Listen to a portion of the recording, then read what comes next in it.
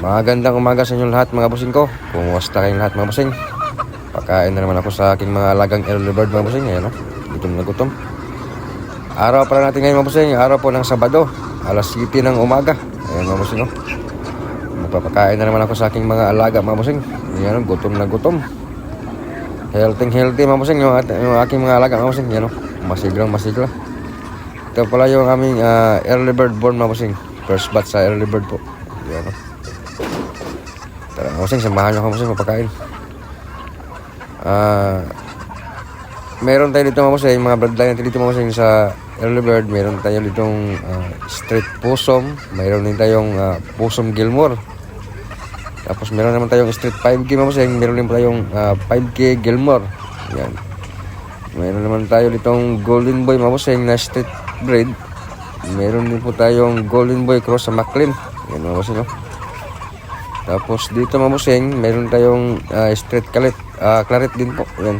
Tapos meron din claret cross sa Maclean. Yan mga bossing. Meron naman tayong straight Maclean, straight breed na Gilmore. Tapos meron tayong mga off-color mga bossing, Paul Spark Gray na cross sa Sweeter Gilmore. Bali 3-way mga bossing. Meron din po tayo dito mga bossing, white claret. Yan. Meron din po tayong white chocolate cross sa claret. Tapos meron po tayong black mga bossing, straight breed na black. Tapos meron tayong black Gilmore. Ay mga bossing, oh. Ang gaganda ng mga alaga ko, mga early bird mga bossing. Pag ganito lang yung alaga talaga mga bossing, hindi masakit sa ulo. Pero pag may mga naramdaman mga bossing, nakaka-stress.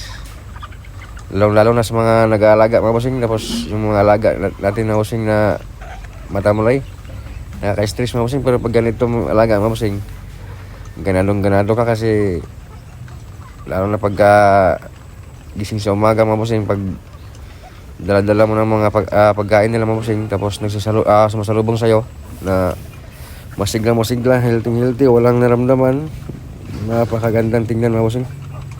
At saka walang ka-stress sa pakiramdam kasi halos lahat nakikita mo maayos, masisigla. Ay mga bossing, oh.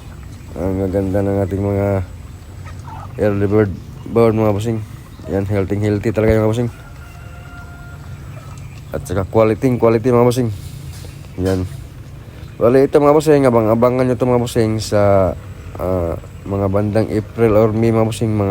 Siguro mga 6 months or 7 months mag-out na si boss ko dito mga bossing. Yan. Yan yung ating mga pang-out sa istagan nitong season mga bossing ko. Early bird born. Yun, no? Yan. Medyo maganda yung area na dito mga bossing kasi medyo malawak-lawak na. Yan. Andito yung area na mga bossing, katabi lang ng cording area mga bossing ko. Yan, no? Medyo marami yung mga sweaters natin dito mga bossing. Yan.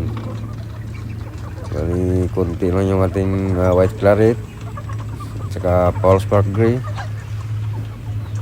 Medyo marami rin dito yung mga Gilmore at saka Maclean.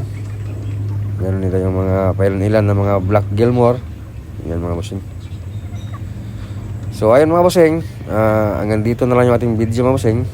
So ako po ay nagpapasalamat sa inyong muli mga bossing sa inyong suporta, sa walang sawang suporta po mga bossing ko. Thank you. God bless all sa inyo lahat mga bossing.